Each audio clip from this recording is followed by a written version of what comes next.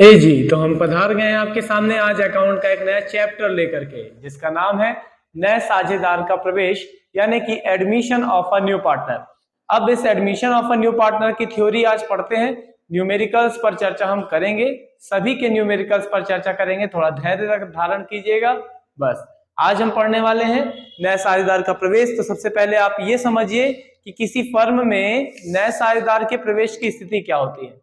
देखिए, कई सारे कारण होते हैं। आपको बताया गया है पहले दिन कि साझेदारी व्यापार में, यानी कि अगर सामान्य साझेदारी व्यापार की बात की जाए तो इसमें साझेदारों की न्यूनतम संख्या 2 और अधिकतम संख्या 50 हो सकती है। जबकि बैंकिंग व्यवसाय की बात की जाए तो इसमें न्यूनतम संख्या 2 और अधिकतम संख्या 10 हो जाती है। ठीक है ना।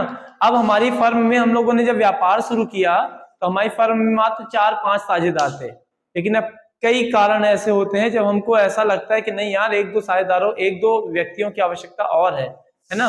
तो हम एक दो व्यक्तियों को फिर कर्मचारी के तौर पे नहीं, साझेदार के तौर पे ही रखना ज्यादा अच्छा समझते हैं। क्योंकि कर्मचारी और साझेदार यानी कि मालिक में अंतर होता है। जो कर्मचारी होगा वो एक फिक्स टाइम पर आएगा, फिक्स टाइम पर जाएगा, उसको फिर हमारी दुकान में कितने कस्टमर है, कितने ज्यादा लोग हैं, उससे लेना देना नहीं। वो क्या करेगा, उसके लिए उसकी टाइमिंग ज्यादा प्रेफर करती है। और भी कई सारे कारण होते हैं, है ना।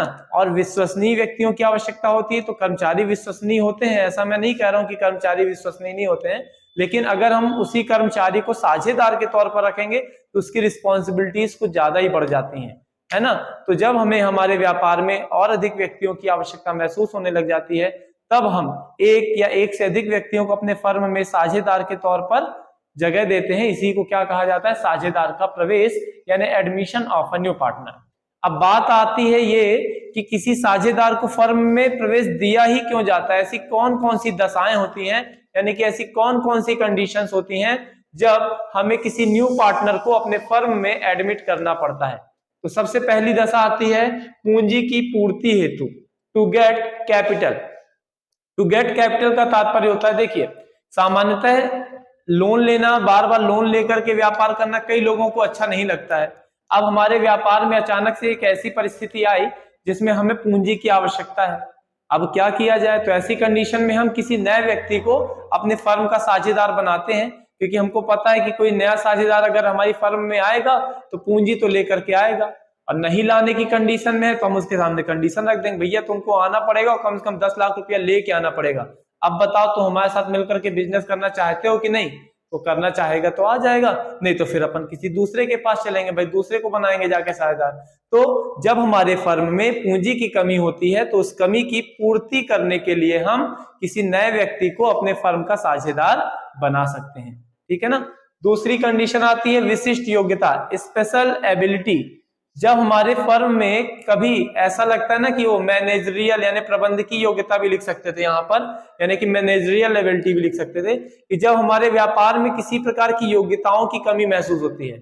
मान लीजिए कि अपना व्यापार बढ़ गया है, सेल्स डिपार्टमेंट संभालने के लिए हमने 2 साझेदार थे हमारे पास, लेकिन 2 भी नहीं संभाल पा रहे हैं, तो अपन सोच रहे हैं कि एक आध साझेदार आ जाए जो हमारे यहाँ का सेल्स डिपार्टमेंट संभाल सके, या हमारे यहाँ का वो लिखा पढ़ी का अकाउंटिंग का काम संभाल सके, या हमारे यहाँ मैनेजमेंट की कमी महसूस हो रही है तो कोई एक ऐसा इंसान मिल जाए जो बढ़िया मैनेजमेंट में योग्यता रखता हो, प्रबंधकीय योग्यता रखता हो, है ना। तो ऐसे व्यक्ति को, मतलब जब हमारे व्यापार में किसी भी प्रकार के योग्य व्यक्ति की कमी महसूस होती है तो ऐसी दशा में भी हम किसी योग्य व्यक्ति को अपने फर्म का साझेदार बना लेते हैं। फिर वो पूंजी लेके आता है नहीं आता वो एक अलग बात है ना। लेकिन अगर उसके अंदर योग्यता है तो उसको तब भी हम उस व्यक्ति को अपने फर्म का साझेदार बना सकते हैं। तो आपको 2 बातें समझ में आई।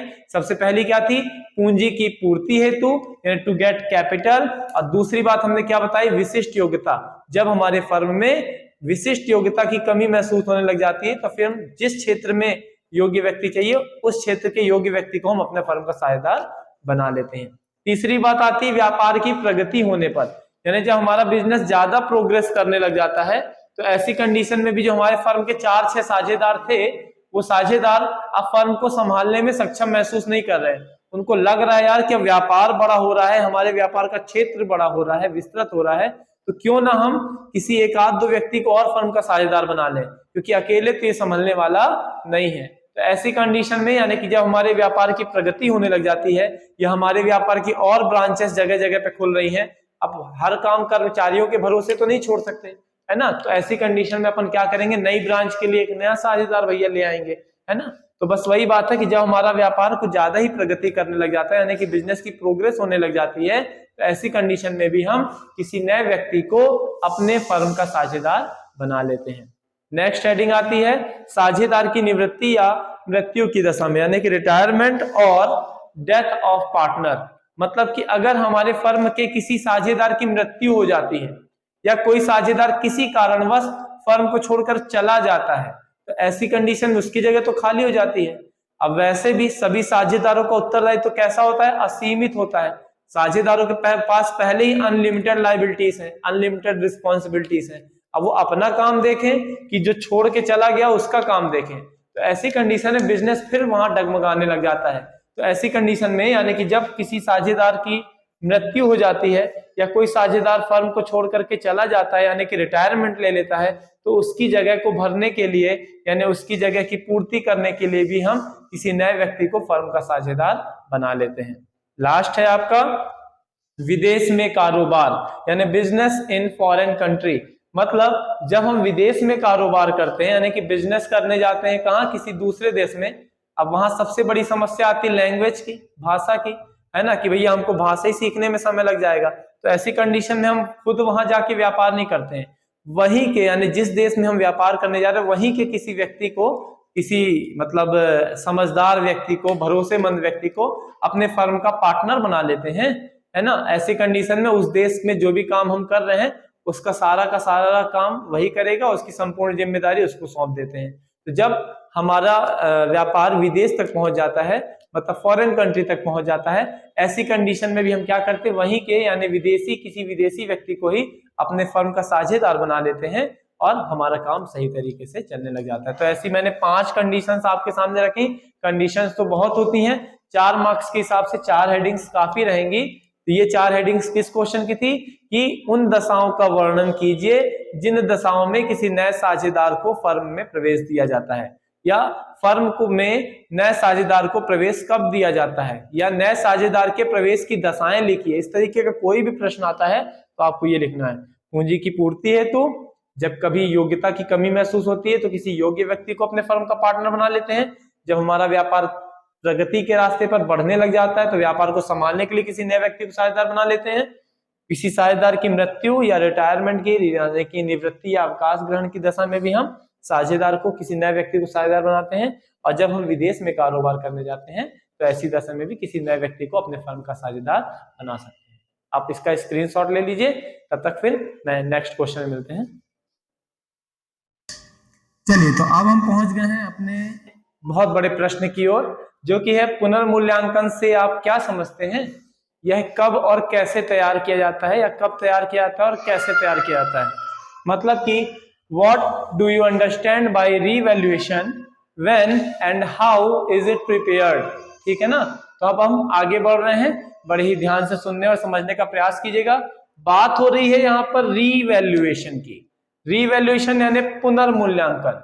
किसका पुनर्मूल्यांकन किया जाता है? सबसे पहली बात आती है तो संपत्तियों और दायित्वों का पुनर्मूल्यांकन किया जाता है, यानी कि एसेट्स एंड लायबिलिटीज जो भी हमारे फर्म में एग्जिस्ट है, यानी कि विद्यमान है, उन सभी संपत्तियों का और सभी दायित्वों का दोबारा से मूल्य आंका जाता है। कब आंका जाता है? मतलब कि बात हो रही है कि व्हेन एंड हाउ। तो व्हेन की बात हो रही है, यानी कि यहाँ पे नहीं लिखा हूं, है ना, कि कब इसका मूल्य आंका जाता है। तो 3 कंडीशन सामान्यतः होती है, आना, जाना, टपक जाना। आना मतलब साझेदार का प्रवेश यानी एडमिशन ऑफ अ पार्टनर। जाना यानी कि रिटायरमेंट ऑफ पार्टनर यानी कि साझेदार की निवृत्ति या अवकाश ग्रहण। टपक जाना यानी साझेदार की मृत्यु यानी कि डेथ ऑफ पार्टनर। ये 3 कंडीशंस जो हैं, इन तीनों कंडीशन में फर्म की पुस्तकों में पुनर्मूल्यांकन खाता यानी कि रीवैल्यूएशन अकाउंट बनाया जाता है। ठीक है ना। अब कैसे बनाया जाता है तो वो मैं आपको बताऊंगा, उसके पहले थोड़ा सा पुनर्मूल्यांकन पर अच्छे से चर्चा करते हैं। जब फर्म में कोई नया साझेदार आता है या कोई साझेदार फर्म से अवकाश ग्रहण करता है या किसी साझेदार की मृत्यु हो जाती है, तो इस दशा में फर्म की सभी संपत्तियों और सभी दायित्वों का दोबारा से मूल्य आंका जाता है, मतलब वर्तमान परिस्थितियों में मूल्य आंका जाता है कि आज की डेट में हमारे फर्म में जितनी भी संपत्तियां और दायित्व उनकी वैल्यू क्या है। जब अपन ने व्यापार करना शुरू किया था तब हमारी फर्म का फर्नीचर जो था वो उसी की कीमत मात्र 5 लाख रुपए थी। अब ये देखना है कि उसकी कीमत आज बढ़ी है कि कम हो गई है।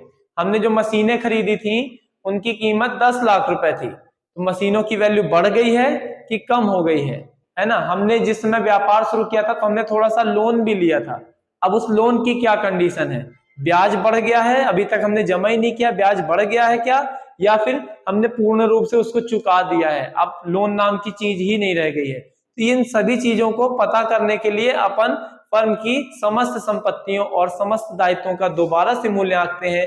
इसी को हम क्या कहते हैं, पुनर्मूल्यांकन। और जिस खाते में इन सभी चीजों को लिखा जाता है उस खाते को क्या कहा जाता है, पुनर्मूल्यांकन खाता कहा जाता है, यानी कि रीवैल्यूएशन अकाउंट कहा जाता है। बात आती है कि कब किया जाता है, तो मैंने अभी आपको बताया कि साझेदार के प्रवेश, निवृत्ति और मृत्यु की दशा में फर्म की पुस्तकों में पुनर्मूल्यांकन खाता तैयार किया जाता है। ठीक है ना। अब बात होती है कि अब इसको तैयार कैसे किया जाता है। बहुत ही लंबा क्वेश्चन है वैसे तो, इसमें भी जनरल एंट्रीज भी हैं, अकाउंट भी बनाना है, रीवैल्यूएशन, लेकिन देखते हैं कि कहां तक पहुंच पाते हैं आज की टाइमिंग के अंतर्गत। तो सबसे पहले अपन बात करने जा रहे हैं कि इसको कैसे तैयार किया जाता है। तो देखिए, सबसे पहली बात तैयार करते समय अपन ध्यान रखेंगे संपत्ति और दायित्वों से स्टार्ट करते हैं। संपत्ति, संपत्ति का तात्पर्य होता है एसेट्स। अब हमारे फर्म में जो भी संपत्तियां हैं उनकी दो प्रकार की वैल्यू हो सकती है, यानी कि घट भी सकती है इनकी वैल्यू और बढ़ भी सकती है।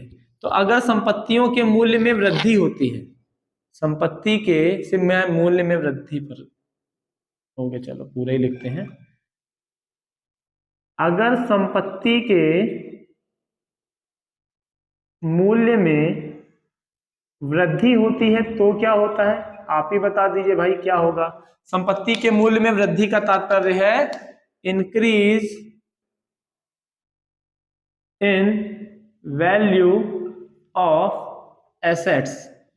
जब भैया एसेट्स की वैल्यू इंक्रीज हो जाएगी, संपत्ति के मूल्य में वृद्धि होगी। आप ही बताइए, कोई 2 लाख रुपए की संपत्ति थी, आज उसकी कीमत 2,60,000 रुपए हो गई है, 60,000 रुपए इसकी वैल्यू बढ़ गई है, तो क्या होगा, आपको लाभ होगा। क्या होगा ऐसी कंडीशन में, लाभ होगा। लाभ होगा तो भैया इसको क्या किया जाएगा, डेबिट या क्रेडिट। तो आप ही याद करिए, all expenses and losses are debited, यानी एक्सपेंस एंड लॉस को डेबिट किया जाता है, जबकि ऑल इनकम्स एंड गेन या incomes and profits are credited, यानी प्रॉफिट और इनकम को क्या किया जाता है, क्रेडिट किया जाता है। तो भैया यहाँ पर संपत्ति के मूल्य में वृद्धि हो रही है, यानी कि एसेट्स की वैल्यू क्या हो रही है, इंक्रीज हो रही है। जब एसेट्स की वैल्यू इंक्रीज होगी ऐसी कंडीशन में होगा लाभ, और लाभ होने पर इसको क्या किया जाएगा, क्रेडिट किया जाएगा, क्योंकि एक्सपेंसेस एंड लॉसेस को डेबिट किया जाता है, जबकि प्रॉफिट एंड जो इनकम्स होती है उनको क्रेडिट किया जाता है। तो ऐसी कंडीशन में इसको क्रेडिट पक्ष में लिखा जाएगा। मैं अब बात कर रहा हूं कि बाई चांस अगर संपत्ति के मूल्य में कमी हो जाती है, मतलब decrease in value of assets, अगर इनकी वैल्यू डिक्रीज हो जाती है, यानी कि एसेट्स की वैल्यू अगर डिक्रीज हो जाती तो क्या होगा, तो भैया एसेट्स की वैल्यू डिक्रीज हो जाने पर आपको हो जाएगी हानि, यानी आपको हो जाएगा लॉस। लॉस होने पर इसको किस पक्ष में लिखा जाएगा, पुनर्मूल्यांकन खाते में डेबिट पक्ष में लिखा जाएगा, क्योंकि all expenses and losses are debited. तो जब अपन हेडिंग लिखेंगे बेटा संपत्ति, मैं बात कर रहा हूं पुनर्मूल्यांकन कैसे किया जाता है। तो पुनर्मूल्यांकन कैसे किया जाता है, तो फर्स्ट हेडिंग आएगी आपकी संपत्ति। संपत्ति जब आ जाएगी तो संपत्ति में लिखेंगे आप कि यदि संपत्ति के मूल्य में वृद्धि होती है तो ऐसी कंडीशन में फर्म को लाभ होगा और इसे पुनर्मूल्यांकन खाते में क्रेडिट पक्ष में लिखा जाएगा, जबकि संपत्ति के मूल्य में कमी होने पर हानि होगी और इसे डेबिट पक्ष में लिखा जाएगा। ठीक है ना। इनकी अगर एसेट्स की वैल्यू इंक्रीज हो रही है तो प्रॉफिट होगा और इसको रीवैल्यूएशन अकाउंट में क्रेडिट साइड में लिखेंगे, जबकि एसेट्स की वैल्यू डिक्रीज होने पर लॉस होगा और इसको रीवैल्यूएशन अकाउंट में किस साइड में लिखा जाएगा, डेबिट साइड में लिखा जाएगा। ठीक है। अब हम बात करते हैं दूसरी, दूसरी बात करते हैं, यानी संपत्तियों के बाद आता है दायित्व। दायित्व को हम कहते हैं लाइबिलिटीज। चलिए, अब जैसे संपत्तियों का मूल्य घट जाता है या बढ़ जाता है, ऐसे ही दायित्वों का मूल्य भी तो घट या बढ़ सकता है। तो अब अपन बात कर रहे हैं कि दायित्व के मूल्य में वृद्धि होने पर, और बात यहीं पे करने वाले हैं अपन कि दायित्व के मूल्य में कमी होने पर। अब अगर आपको ये पहली लाइन याद हो जाएगी तो आप इसको बड़े ही अच्छे समझ सकते हैं। तब तक आप इसको पढ़ें, मैं लिख लूं, दायित्व के मूल्य में कमी होने पर मतलब increase in value of liabilities और decrease in value of liabilities. ठीक है। अब आप देखिए, संपत्तियां और दायित्व दोनों के दोनों में विपरीत संबंध होता है। मतलब अगर संपत्ति का मूल्य बढ़ रहा है, प्रॉफिट हो रहा है, तो जब दायित्व का मूल्य बढ़ेगा तो आपको प्रॉफिट नहीं होगा।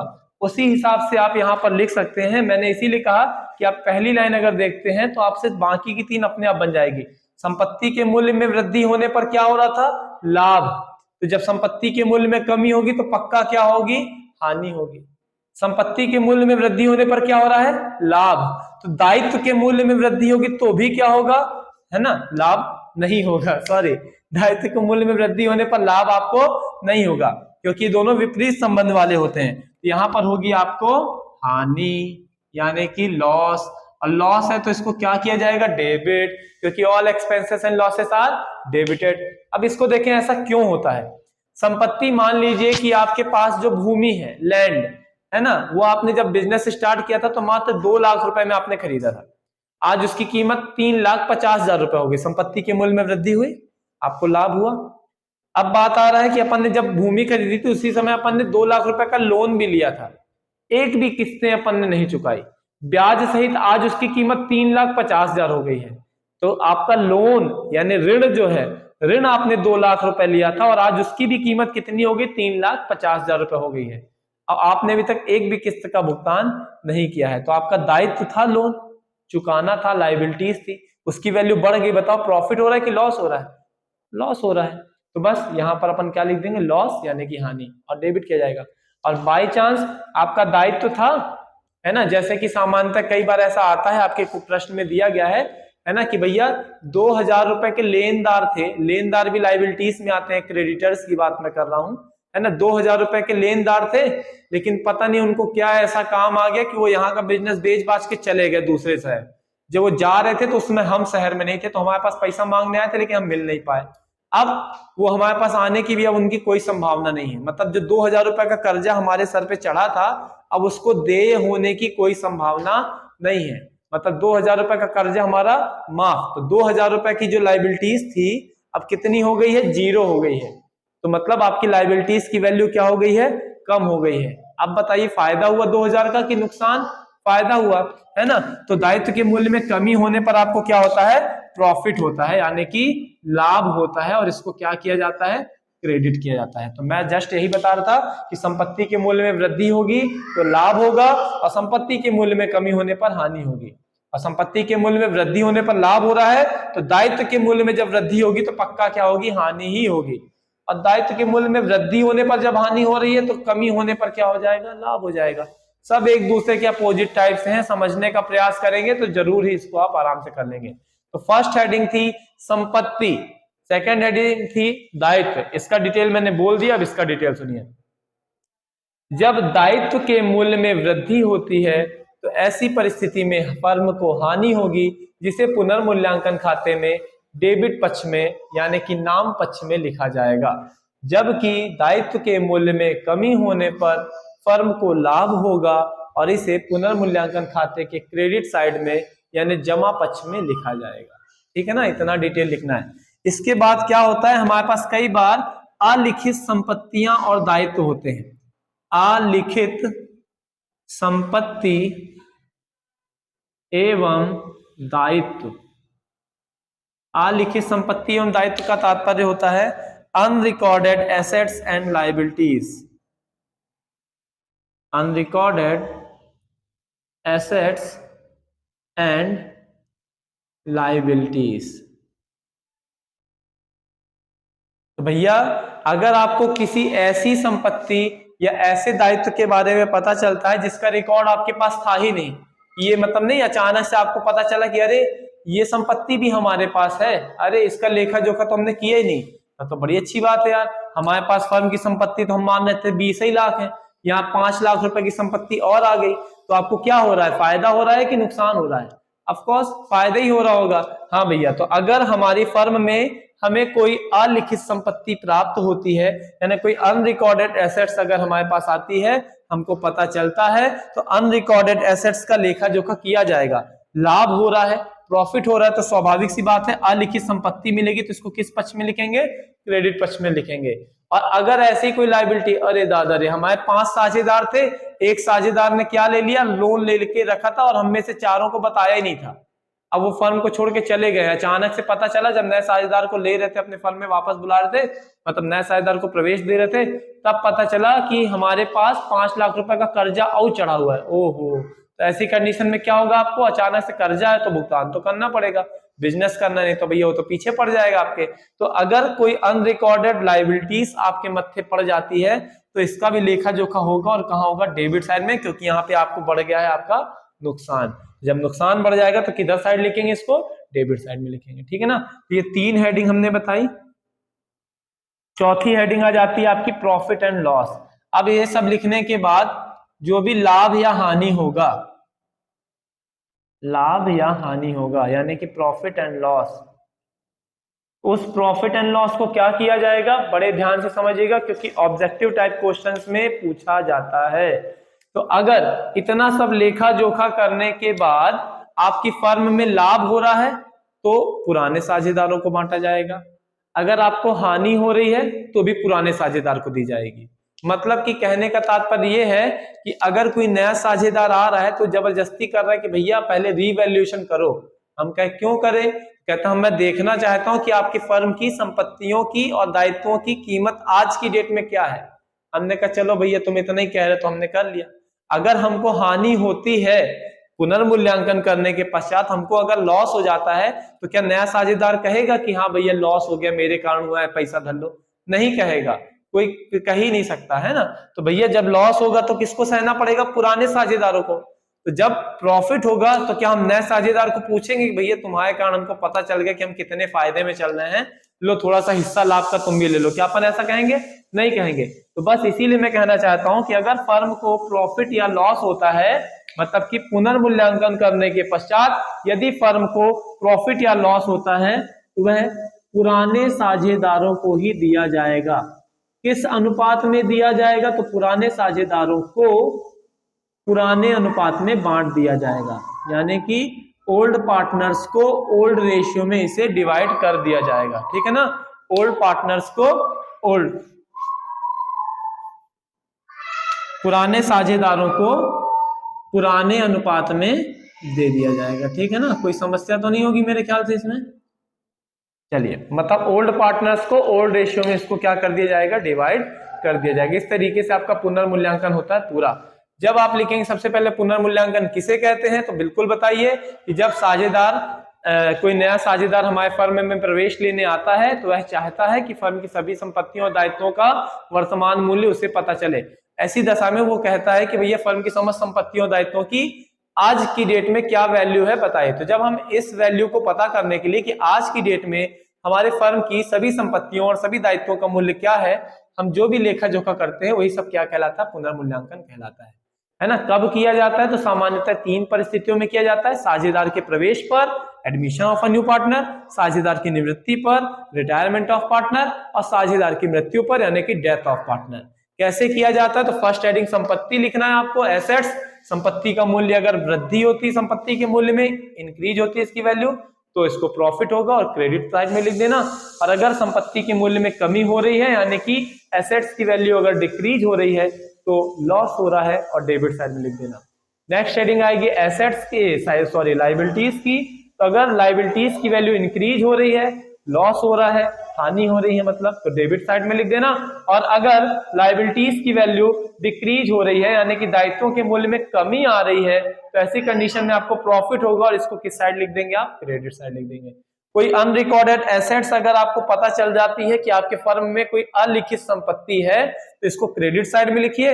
और अगर आपको किसी अलिखित दायित्व यानी अनरिकॉर्डेड लाइबिलिटीज के बारे में पता चलता है तो आप इसको डेबिट साइड में लिखिए।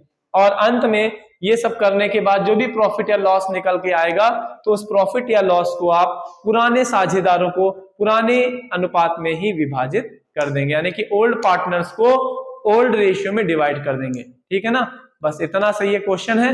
लेकिन बात आती है इसकी एंट्रियों के बारे में। तो अगर आपको ये समझ में आया है, मैं नेक्स्ट वीडियो में जब इसकी एंट्रियां बताऊंगा आपको तो मैं ये चीजें फिर लिखूंगा और इन चीजों का उपयोग करते हुए मैं आपको इसकी जनरल एंट्रीज बताऊंगा और जनरल एंट्रीज बताने के बाद रीवैल्यूएशन अकाउंट भी बताऊंगा। आज के लिए बस इतना ही, मिलते हैं नेक्स्ट वीडियो में। All the best.